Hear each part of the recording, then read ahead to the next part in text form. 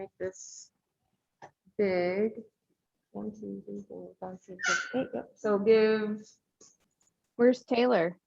They're both, Taylor and Sarah just got in, so they're still Okay. getting on their computers. Perfect. But everybody is in the physical room. So in just a second, give Sarah and Annie. Oop. Trying to keep you guys small, but that's okay. Or like, you know, but there's too many of it. That's okay. So in just a second, once they are early though, so that's good. Never a bad thing. Never a bad thing. 5 minutes early. See, I was always brought up with the idea if you're early, you're on time. If you're on time, you're late. If you're late, don't bother. Yeah, I had a basketball coach who was like that. It was like, if you're late, you're getting left. So it was like, yeah. That's how it was for my Hampton Sydney preceptor, Andy McPherson. And we learned that early, freshman year, and it always stuck with us. Yeah, she would not wait for anybody. That's for sure. Yeah, it's a pretty decent rule of thumb. Like if the meeting starts at 8, that isn't you're getting there at 8. That's you're in the chair, pen ready. Exactly. Or like you're already on the bus if it's travel, like you. Exactly. Exactly. Well, I think we have everybody now, so I'm going to give a short introduction. So we have Devin Serrano, which I believe most of you have met through doing, helping out with Sweetbriar's medical assessment day. So she is the athletic trainer at Sweetbriar College, and she's also the chair of the Young Professionals Committee for the Virginia Athletic Trainers Association. And so she asked us if we could set aside some time for you guys in celebration of National Athletic Training Month for her to give a presentation to you on behalf of the VATA YP committee. And so I hand it over to you. Hey guys. Well, thank you so much for having me. I greatly appreciate it. First off, happy National Athletic Training Month. It's, you know, one of those months that I feel kind of gives us the opportunity to come front and center to the public about who we are and what we do, but it's also a huge opportunity for us to connect as a profession and help each other. And what the Virginia YPC is doing this year is we are doing these little virtual, for most of the time it's virtual because of COVID, but we're doing these little virtual presentations around at all of the different programs in the state to just introduce ourselves as the YPC, how we can help you, give you guys a little bit of kind of a what we wish we had known when we were coming into the profession, make connections, things like that. So what I'm gonna do is share my screen. We have a little presentation. My hope is for today, we can just go through this. It's not very long, and then focus more on answering any questions that you all have, and just have a bit more of a laid back conversation, but still be able to, you know, ask questions, network, that kind of a thing.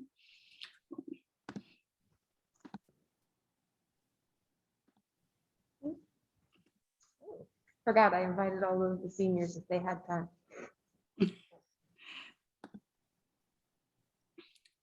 Like everybody's in the room, who got knocked off?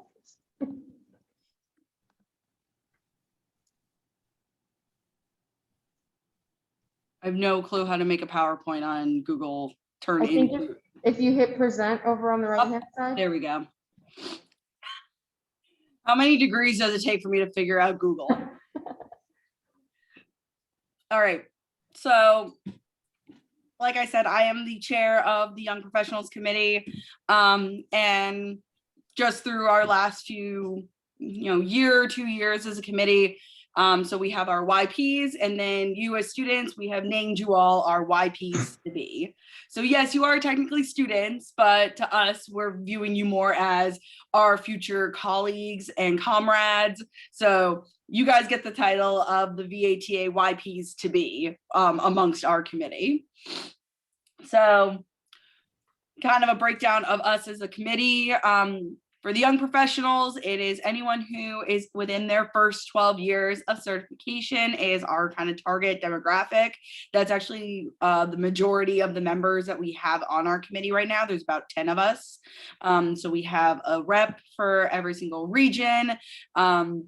We have a representative who focuses on our social media accounts, someone who's focusing on mental health. We have an older member who gives us just a different bit of a viewpoint as a just out of the YP range, but it's your first 12 years of certification. And that's what is considered a YP pretty much from Virginia, Mid-Atlantic, Nationals. So you have that 12 years to kind of get your feet wet.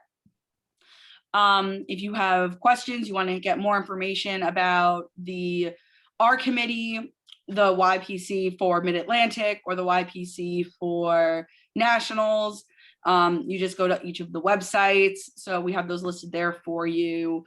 And you can go there, get some information on who's on the committee, any different resources.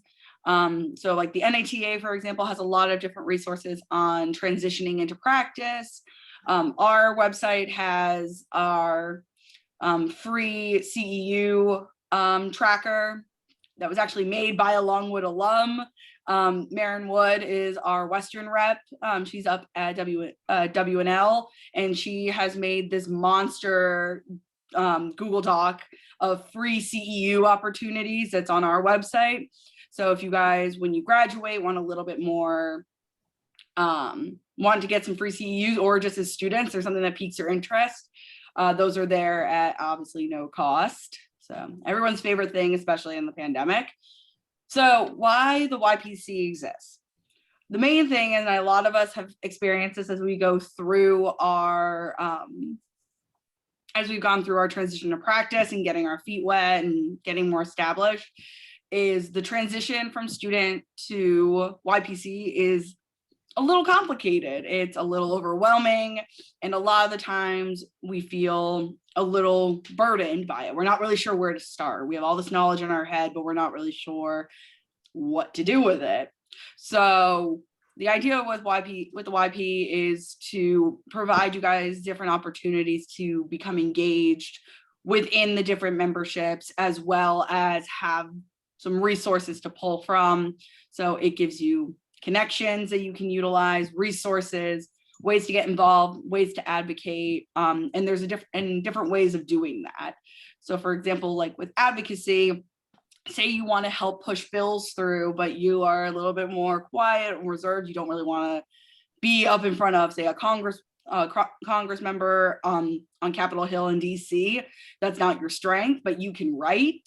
You know, how can you get the information to be able to write to those representatives to tell them to support the bills, things like that. So it's kind of being able to tailor everything to what your strengths are.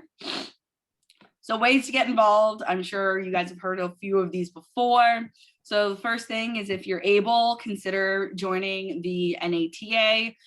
It's a little cheaper when you're a student. I want to say in our region, it's about $100, and then it jumps to about $250 when you become certified.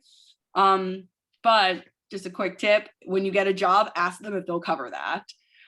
Once you get a job, you can start asking for things. So you might want to ask them, hey, do you cover my NATA dues? And you can say it helps to pay for your BOC, all these connections, things like that. And there's a bunch of different perks in it. So you have educational perks, career center. When you become a member, when you become a certified, they actually give you CEU credits that you get to use as part of your dues. And you can set up email blasts. So there is one, for example, that is YP specific. There's emerging sport, there's different settings, things like that. And it also basically is what makes you a member of the VATA and the Mid-Atlantic, because when you sign up, it puts you on those email lists. So it does all the work for you. So you'll get the blast for the state that you're in, the region that you're in, if you leave, obviously, Virginia and the Mid-Atlantic, Career Center, all the different publications that come out, like the Journal of AT and all of that. Other ways is social media. for the most part, I think everyone has social media. So we've put a bunch of them up here for you guys. So I'm obviously going to push VATA because that's, you know, my committee and our state. We're on Instagram, Facebook, YouTube, and LinkedIn as Virginia Young Professionals. Our YouTube channel right now, we are working on creating different videos that are, again, what I wish I knew when I started. So we've got one up there that what it's like to be a young professional in the COVID era, working PRN, using social media, and all of those again are YouTube, so they're free to use on that. Mid-Atlantic is on Instagram. The NATA one is on Facebook and Twitter. And those are all just really good ways to get information based off of what's going on at the different levels. So you can get involved, stay informed, all that good stuff. And then the last thing is make sure you get an MPI number. It's free to get, but this is becoming more and more prevalent in our profession. One, it helps us, for example, when we go to Hit the Hill Day in Richmond, to be able to kind of show, you know, the force and power of ATs behind us. If we have MPIs, I was on the phone with an insurance company yesterday and trying to get a pre-authorization for an athlete, and they asked for my MPI number. Yes, for the doctors, and they asked for mine. So having that is becoming a much higher standard. It's free to apply for it. It takes a little bit of time to get it back. And honestly, if you just put into Google, get an MPI number, it's right. It comes right up. But I highly recommend you guys work on getting that as students, so that, and it will follow you once you get, it's kind of one of those, once you get it once, you don't have to do it. You don't have to apply for it in every state or anything like that. So this is just a screenshot of what it looks like, one of our videos up on YouTube. That is, again, the What Now? Life as a Young Grad in the COVID-19 era. And that one is a collaboration video with ATs from all over the state in different settings, talking about being a young professional in probably one of the strangest times in modern history. So we are working on this for you guys.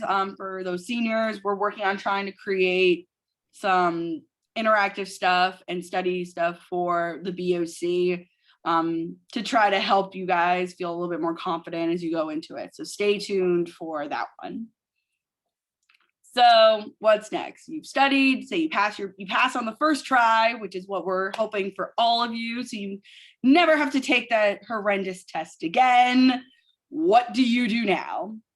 So the first thing you would want to do is obviously if you haven't already, get all of your information to the BOC so they can grant your certification, and make sure you get your licensures rolling.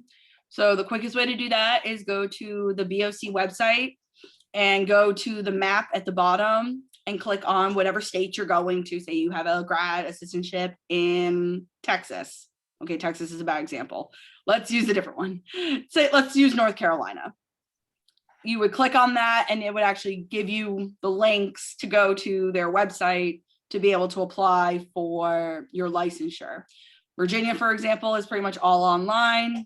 You pay a fee, send it off. Again, if say you got a job or a grad assistantship, that might be something that they cover as the cost of licensure. So be sure to ask about that. Get your MPI number. I know I mentioned that before, but yes, you really do need one. Especially if we're able to start billing in Virginia in the next few years, you're gonna want that number. And again, it helps to really push us forward as a profession to have it. In terms of finding a job, it is kind of whatever is what you feel the most comfortable with. My recommendation, how I found about 90% of my jobs was through the NATA website in the Career Center. And what's great about that website is it lets you filter everything. So say you want grad assistantships in the Mid-Atlantic region, you can put that. If you are looking for a job in a collegiate setting, anywhere in the country, you can put that. I would definitely recommend going on there and playing with the different filters, seeing what's available, and seeing what jobs that you might be the most fascinated by. If you are a monster when it comes to rehab, you love being in the clinic, you love rehab, look to see positions where maybe you're working with directly with a physical therapist as a certified athletic trainer in their clinic, or say you love the idea of working with a physician, being in like that hospital setting. Look at the physician extender practice positions where you're in the hospital in scrubs, which to me is kind of the dream, working alongside a physician and you're a part of their care team.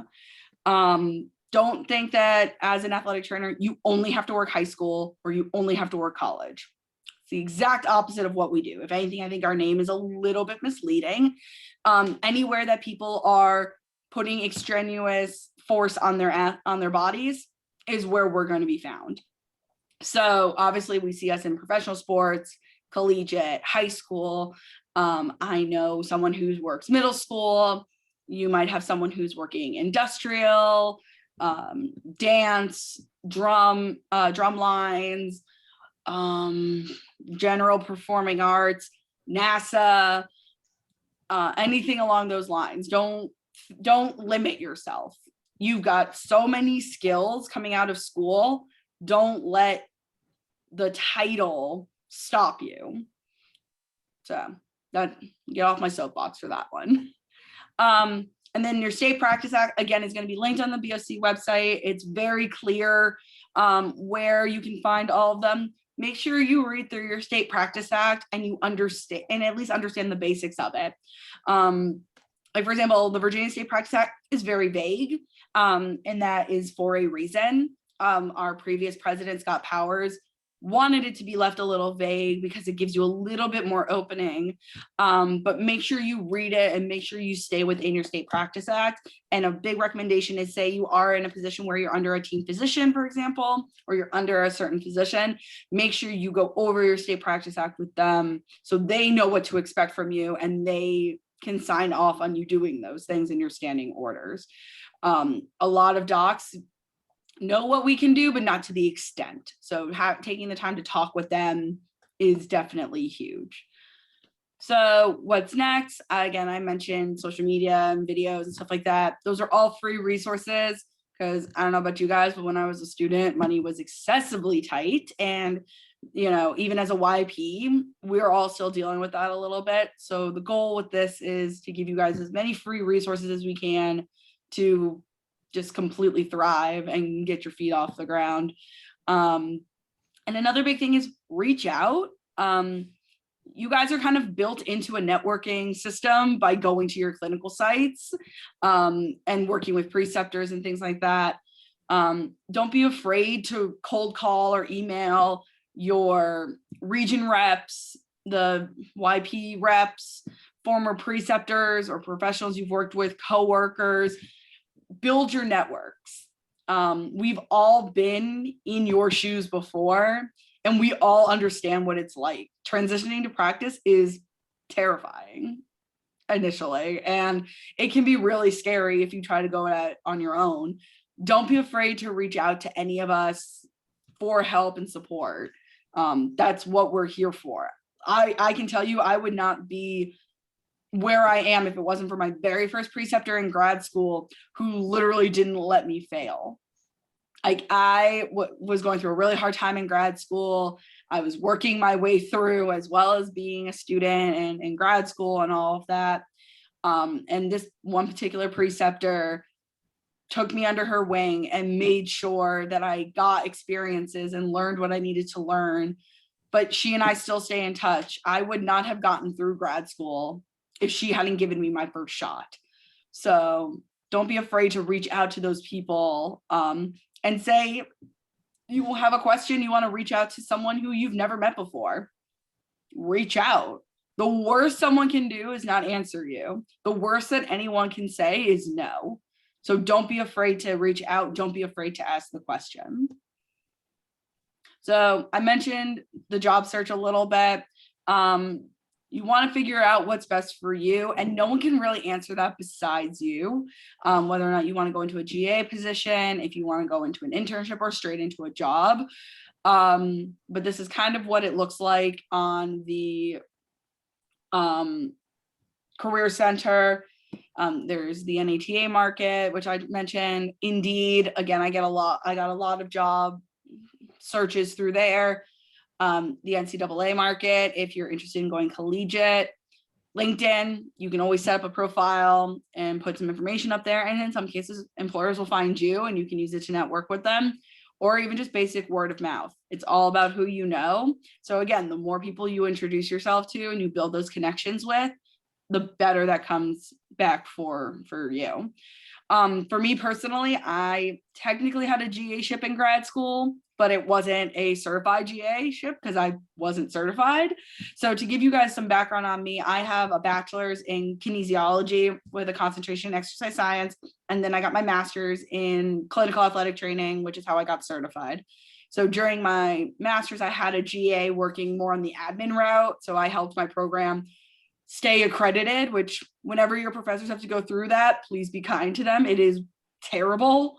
It's very detail oriented and there's a ton of paperwork. So be kind to them. It's pretty rough.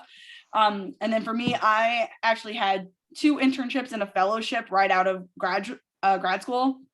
My first internship was at the ESPN Wide World of Sports Center at Disney World in Florida. And then I was there for about 5 months. And then after that, I went to the University of Louisiana, where I was primarily with women's volleyball, but I also had football responsibilities. And at one point, I also was in charge of women's basketball and women's softball on top of women's volleyball and having football responsibilities. So I had 3.5 Division I programs to myself, less than 6 months out of school. That was a lot. Good experience, but a lot. After that, I was a fellow at Auburn University. I worked at Fort Benning in Columbus, Georgia, working with the United States Infantry. And then after that, I came to Sweetbriar. So I jumped around a little bit. I went the internship route because I didn't get a job. I got internships. So instead of sitting on my butt and crying about it and waiting for a job to come to me, I followed the internships and got experiences in ways I never thought I would. I worked in, again, ESPN is multi-sport, so I could work like 10 sports a day in theory. And then I went Division I and then I went military before I ended up at Division III. So for me, I am one of the few, I think I'm the only person in my grad class of 9 people who has been employed since graduation. I have never had a lapse more than like 2 weeks. So I'm very fortunate, but I didn't limit myself to only taking a job. Internships are what worked best for me right out of school. So I took internships until I could find a better fitting job, for example, or even get one. And I've been at Sweetbriar for 5 years. So don't think that you have to go one way. My path is nowhere near what I thought it was going to be right out of school. So don't be afraid to change the path a little bit. So some basic interview tips, because if you're applying for a GA, an internship, a fellowship, a job, you're going to have to interview. So the first thing I would recommend doing is do your research on your place of employment. If possible, if you know who's going to be interviewing you, read up a little bit on them and read up on the staff. So for me, what I did for Sweetbriar, just because I remember doing this particular interview prep, it was right after the attempted closure attempt at Sweetbriar. So I actually watched a ton of YouTube videos and got a sense for the campus culture, did some reading on their website, looked at their teams, got an idea about who the coaches were. So that way when these people came to talk to me, I had at least an idea of what they looked like. Figure out if you have any connections or ties to that site. Even if say it's 15 years from now and the job at Sweetbriar opens up. I have no clue. I'm making up an example here. You could apply for that job and be like, oh, I was a student at Longwood. I helped out with medical assessment day for 2 years at Sweetbriar. So I know what the building looks like and so on and so forth. Any kind of connection, if you can find it and it's a genuine connection, is a good thing. Practice some sample questions. You can Google them. You can find them on Pinterest. But get used to talking. Get used to going over those questions. You don't want them to be rehearsed, but at least practice hearing the words come out of your mouth. So that way you're not saying like, awkward pauses, things like that. And again, why you? If you're on a phone interview, you're trying to sell yourself. If you've gotten, say, brought to campus, not only are you trying to sell yourself, but they're trying to sell you on them. So don't be afraid to talk about yourself a little bit. I know it's very awkward and uncomfortable, but don't be afraid to toot your own horn a little bit. If you were involved in, a research project that got presented at nationals when you were a senior and you're now applying for jobs, like go for it. Talk about that. That's cool. People want to get to know you. And have confidence in those answers. If you, for example, they ask you a question and you don't know the answer, or you need a moment to think about it, take time to think about it. It's okay. Just say, wow, that's a good question. I have to think about that for a minute. That gives you a chance to catch your breath. And it also gives you a minute to formulate an actual answer. I'd rather you take a moment or two to formulate a good, solid answer than just spew out something that's kind of half thought out. Take a minute. Think about the answer. It's okay to think about the answer. And have questions prepared. Nothing is more annoying when it's like, okay, do you have any questions for me? And they're like, no, I don't think so. Having been on several coaching committees, I can tell you that is the worst when a coach has no questions about a program that they might be inheriting or a department they might be entering. Or in our case, it's like, what do you expect out of me? It could be as simple as what's a daily operation look like in the clinic? What connection do we have any connections with educational programs in the area to help that I might be serving as a preceptor for? If I get sick, for example, what's the backup plan? Ask questions. Again, you don't need to throw 1,000 at them, but if you have a couple of questions prepared, 3 to 5 maybe, that shows your engagement and your enthusiasm, the fact that you thought about being there. Nothing is worse than someone who's just there. And it's like, show me that you want to be there. Because it's one of those things, like, I'll use my job, for example. If I were to ever leave and I have to hire a replacement, I want to know that the person that I hire to be the new me is going to care about my athletes and isn't going to view it as just a job, that they care, they want to be there. How are you going to continue on the tradition and the standard of excellence that I've set? So that's just one way of thinking about it. And follow up with a thank you. Nothing is more impressive to me than when I get a thank you of some kind. It can be an email. If you want to go above and beyond, write a handwritten note. We are in an age where everything is technology based. To take 5 minutes to write a handwritten note really will set you apart. And I have actually written in coaches' favors, for example, when we do coaching interviews, for those that email me and say, thank you for your time. Those stick in my mind as opposed to the ones that don't. So, and every interview I've ever gone on, I try to find their email if I don't have it. And sometimes you don't have time to sit down and like handwrite a note and get it out in the mail in time. Like, for example, like when I interviewed at Sweetbriar, I got offered my job within a week. Like, it was a very fast turnaround. So, like, for example, but I found everybody on my interview committee and I emailed every single one of them saying, thank you for the time. And I know that was one of the small things that put me over the top. So some of the things that we all wish that we knew from the start: management of coaches, doctors, support staff, everything. It's all about communication. And if you got some key organization skills, put them to use. I never expected to have to be as organized as I am because of how many different people I have to keep in the loop. So like, for example, I have 9 teams. So I have 9 coaches that are the head coaches. I have, I think, 5 assistant coaches. I have an SID. I've got 2 facilities people. I have an AD. I have an equine manager. I have all these people that I have to keep in the loop. And especially now with COVID, that adds a whole different layer because we have testing and clearances and things like that. So keep everyone on the same page. Don't feel like you have to hide information, but figure out your communication style and figure out your organization style and start practicing that. If you're in a situation where you're with preceptors, ask them if you can start working on speaking with coaches and get over that initial fear, because talking to coaches can be terrifying. A lot of times I've gone to a coach and be like, hey, I'm going to send so-and-so in, be like, hey, Susie rolled her ankle. She's going to be out for the next 2 days, whatever the case may be. It's like, hey, I've told you, I'm going to now send my student in. I want them to tell you. Like, don't be a jerk about it, but like, I want them to practice telling you. Ask for that kind of experience. I've done, or even just role play with your preceptor, but start getting used to that. Not everything is in your textbook.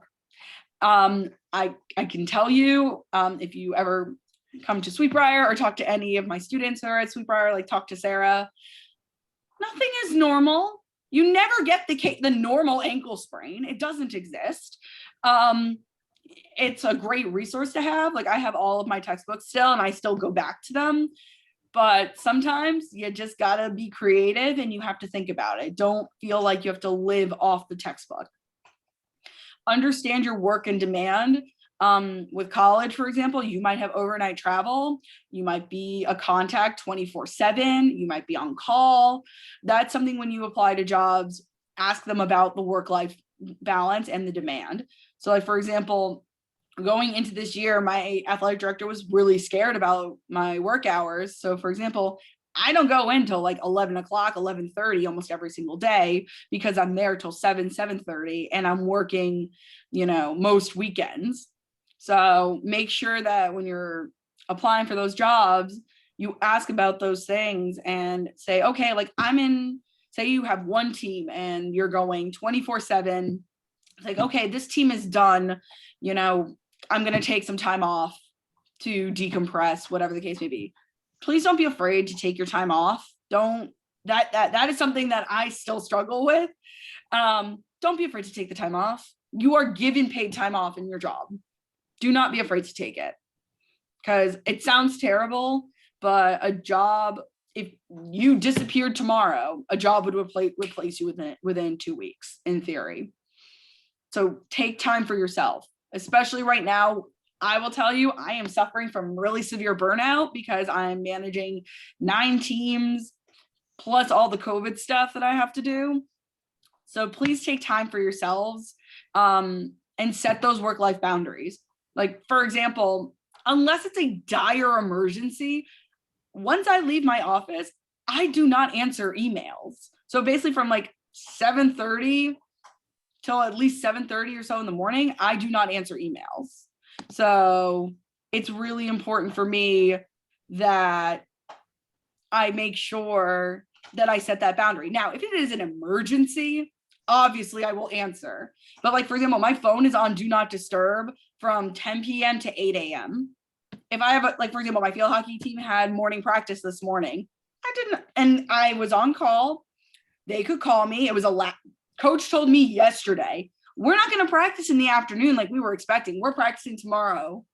So I had about less than 12 hours notice that they were going at 6 a.m. It was like, do you need me there?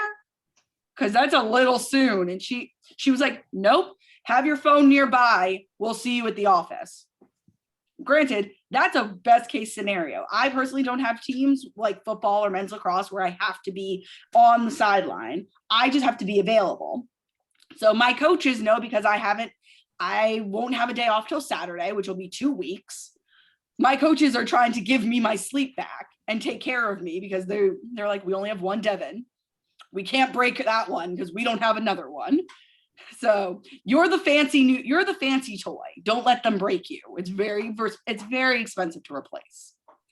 But set those boundaries. My phone has a do not disturb function. My coaches know if you need me, call twice. It will break do not disturb.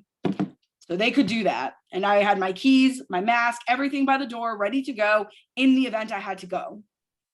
But I was able, while they were practicing, I woke up, I made my coffee, I made my breakfast. I had my phone with me, but I was able to decompress a little bit and take time for me.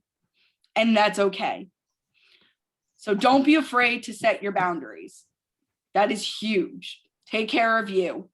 And then make sure that you are staying on top of different trends and research, which is why the NATA is so great. They send out things like the range of motion email and things like that, which have information that are relevant to our profession. And those are your good updates. So, and they also have, like I said, like the different email threads that are like secondary school, emerging settings, the LGBTQIAA+, all those different things. Sign up for those if there are any that catch your interest. I believe there is one for students. Sign up for the student one. Get as much information as you can. I'm one of those people, I'd rather have too much information and then I can filter as opposed to be digging. Oh. And apparently now my internet wants to misbehave. Okay, so I'm not gonna play this for you in the entirety, but that's what the first one I was telling you guys about look like. So year one, some tips and tricks: be a sponge, absorb all the advice and absorb all the info you can get your hands on. Learn what works and what doesn't work. I have failed more times than I have succeeded, and that's okay. Like, for example, I basically built the clinic at Sweetbriar from the ground up. I have failed on the admin side, figuring out what works and what doesn't work. I have failed more times than I've succeeded, and that's okay. Don't be afraid to grow as a professional. My preceptor at my very last rotation in grad school had 3 main rules, and I teach everybody that I can these 3 rules, especially as young clinicians. 1, be friendly, but don't be their friend. 2, never stop learning. The day you stop learning is the day you fail. And the example he used is when you start off, your brain is essentially, if you think about it, like a bookshelf. And as you go through your different experiences, your different classes, things like that, you learn different things, you add more to the bookshelf. And eventually your initial bookshelf starts to get a little full. It doesn't end there. All you do is just add more shelves. So, but it's one of those, you start with one tiny little bookshelf. Think like Narnia and the wardrobe. You start with one in one room, and then it turns into Belle's library and Beauty and the Beast. It just gets bigger. And then the third one, which is the one that I held on to the most, is don't be a cookie cutter. And that was actually the hardest one for me to understand. Don't be a cookie cutter. So when we leave our initial professional programs, whether it's a bachelor's or a master's, we all can tape an ankle.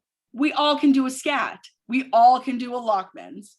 It's what you do going through your program, and it's what you do afterwards that makes you special and makes you unique.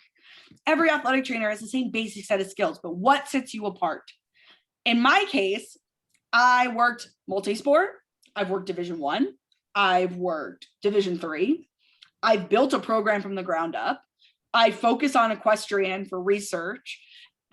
Those are different things, and not every single one of us is going to be the same, and that's what makes it cool. But don't just be don't just be basic. Don't be just what your degree made you. Take what you've learned in your degree and elevate yourself. Do something with it. Find a passion. Find something that interests you, even if it's not a passion just yet. Because I know saying like, oh, find your passion, that is probably the most intimidating thing that someone can say to you, because how do you know it's your passion? How do you know that that's what you're meant to do? And you know what? Sometimes passions change, and that's okay. But find something you care about and follow that path. For example, I was not an equestrian by trade. I was a softball player and a fencer. And I ended up working with equestrian at Sweetbriar because that was one of the sports that was here. And they weren't even a varsity sport when I got here. They only have access to me because I said I want them to have access to me and have access to everything that's available to them. Who does that? Who makes their life harder? This crazy person. But because I saw a gap in treatment care in the setting I was in, I've now turned this into my niche. I've been published in it. I actually just found out yesterday I got IRB approval for a continuation of that original publication. I'm working with a group out of the University of Kentucky on it. Like, I wouldn't have seen that coming a mile away if you told me it was coming. So don't be afraid to change as you go and grow as you go. Don't be afraid to ask for help. It's okay to ask for help. I still ask for help. You guys are in a great situation where it's like you have your classmates. Reach out to your classmates and be like, hey, I have a question. I've got a weird case that I'm dealing with. I still do that.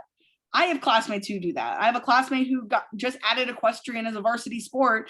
So she texted me and said, hey, what do I need to do to work with this team? And I was like, here you go. Here's all the info I've got for you. Share your resources, ask for help and ask the questions. Use your resources.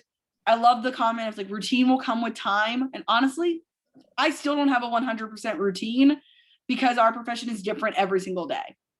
It's never the same day twice. Like today I'm in meetings for the rest of the morning and that's okay.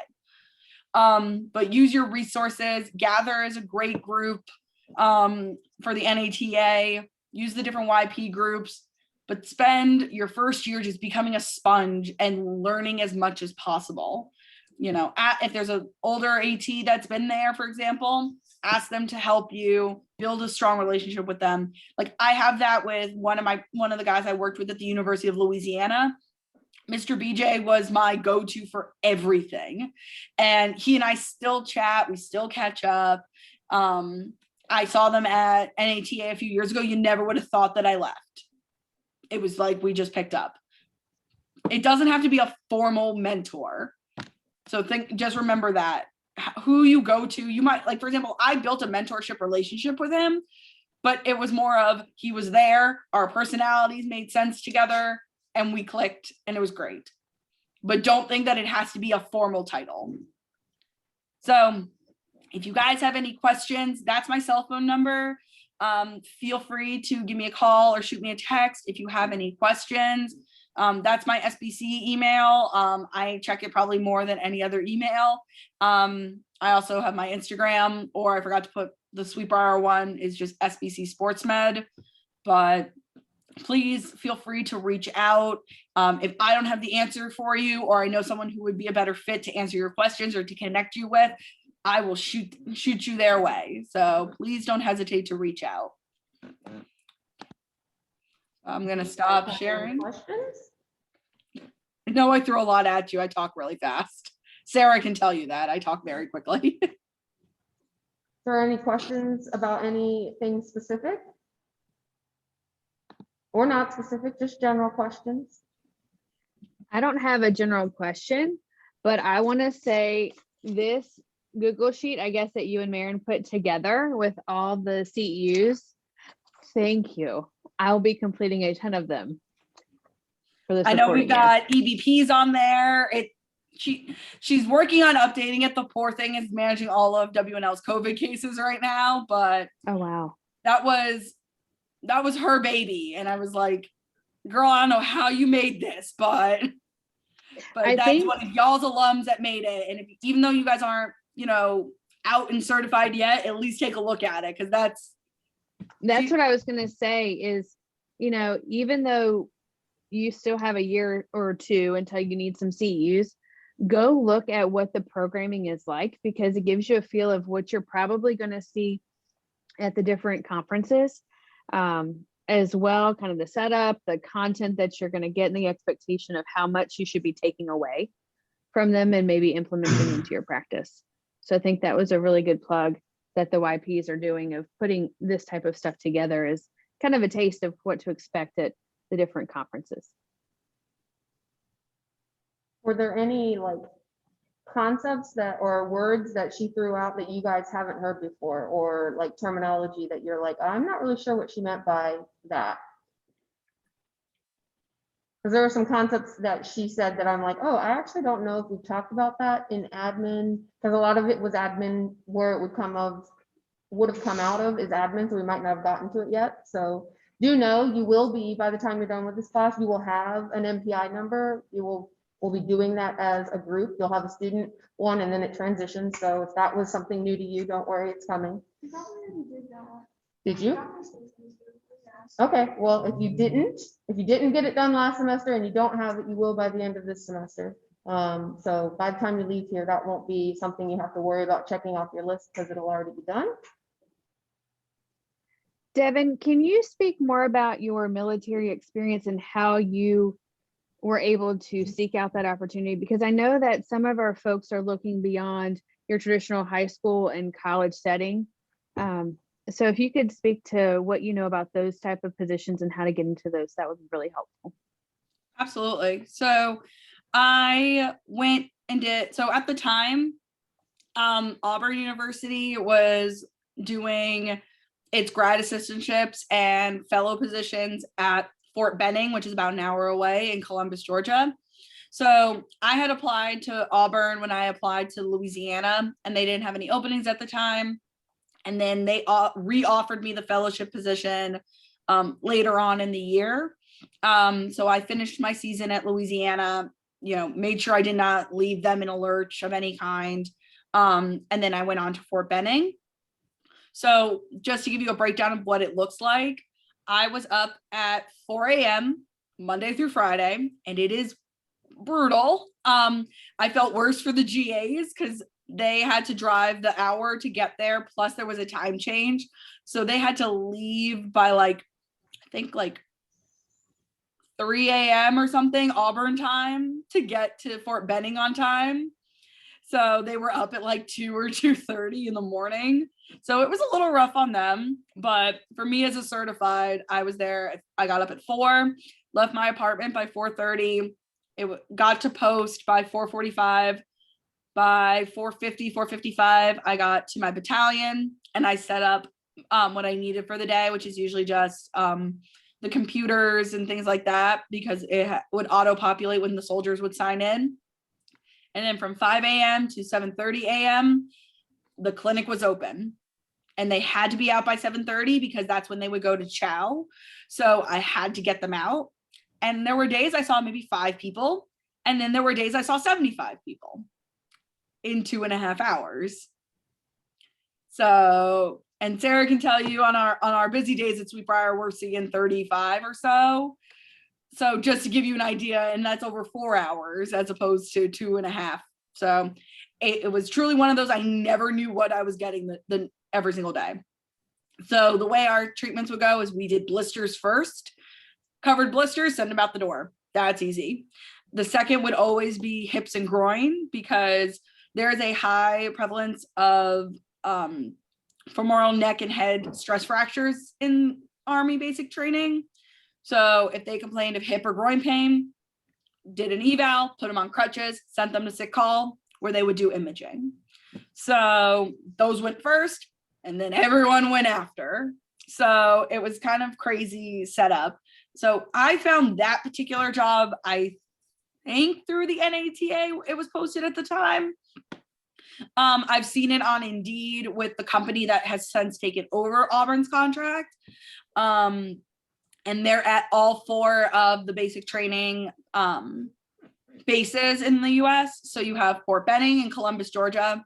You have Fort Jackson in Columbia, South Carolina. You have Fort Sill in Oklahoma. And you have Fort Leonard Wood in Missouri. So those are the 4 basic training ones. Now, those are just what I went through. Obviously, you have Savannah, who is the Capital Rep region in Virginia. She is at Quantico, I believe, and so is Jay Sidori. So that's one of those, you just have to keep an eye out for those positions. If you're interested in going military or into that world, I'm pretty sure there is a Facebook group for the military athletic trainers. I'll see if I can find it and shoot it y'all's way. But just Google that and get into those groups and say, hey, I'm a student looking to go in this route. What advice do I need? Because it's been about 5 years since I've been in that setting. But that's a good way to get your feet wet and see what they're looking for. It's very structured. For example, again, from 5 to 7:30, I knew I was in treatments. And then from 7:30 to 9, I was typically doing notes and updating files, things like that. And then from 9 to 1, my particular day was a little bit more open. So I would go out to the different events with my companies if they weren't in the field. So for example, I got to do part of the confidence course, which is low and high ropes. I did part of the obstacle course. I did the 40-foot rappel wall. So I have a picture of that somewhere, which was pretty sick. I got to shoot some weapons that I wasn't supposed to shoot. Not because I wasn't supposed to, like in a bad way. It was the DOD was very concerned that civilians should not do this, but my commanders were like, it's fine, we're right here. And they're some of the highest in the Army in that on that base. So I got to do that. I experienced the tear gas training simulation that they went through. I really got to do everything that they got to do except for grenades and certain weapons. I didn't get to throw a grenade. That one the GOD was very strict on. I had a CAT card, which is a military ID to get myself on and off post. I had to get certain level of military clearance to be able to get onto post and be able to access ALTA, which is their EMR. So I have to say though, I absolutely loved it. I loved working military. It's not like collegiate or high school where if, hey, you know, this person's out with a bum knee for, you know, X, Y, and Z. In the Army, if I say, hey, so-and-so is out, that's it. They send them a sick call. I wasn't questioned by the commander or by the other cadre members or officers because they viewed me as their medical content expert. So if medical says this person can't do something, they listened because it's all about content expert and respect. Like I would never walk into one of their meetings and tell them how to do something because I'm not a content expert. I was a content expert in the military, in medical, so they respected my opinion and what I said. So it was definitely a change of pace. And also it was very strange working a 40-hour work week. I remember my very first week, I finished at Fort Benning. I had finished my exams and all of my homework and final projects for my doctorate that semester. And I finished at like 1 or 2 in the afternoon that day from work. And I was like, it's like Friday afternoon. I'm like, I don't have to be at work till 5 a.m. on Monday. What am I going to do with 2.5 days worth of free time? So that was very strange, was to have free time and have a 40-hour work week. But it's one of those things where if I had the opportunity to go back military, I would definitely consider it because I had such a good experience with them. 4 a.m. is definitely a hard wake up. My sleeping in became 6 o'clock on weekends, but I will say my grades were phenomenal that semester. I think some of those settings are also the settings that you guys should not rule out the internship if there's an internship available. So if you're not 100% sold, but you're interested in a setting, like don't be scared to take, like Devin did, a few internships before you find the actual like true first job. Like internships are still jobs. They're not set at the same level as a full-time position. So don't be afraid to try for an internship just because you're really interested in either the setting or maybe it's the people that you're going to be working with. You really want to work with those people, and all they have is an internship that's available, and you have the time and the means to be able to do an internship. So don't discount the internships right out of graduation. And beyond. Like some people will do, when they're transitioning settings, they'll do internships as well when they're like looking to go to a new setting that they haven't been to. So don't forget about those. Would you mind sending me the PowerPoint so that I can get it to them so they can reference back to it with some of the links and things that you had, just so they have it for future reference? Absolutely. No other questions or any thoughts for Devin before?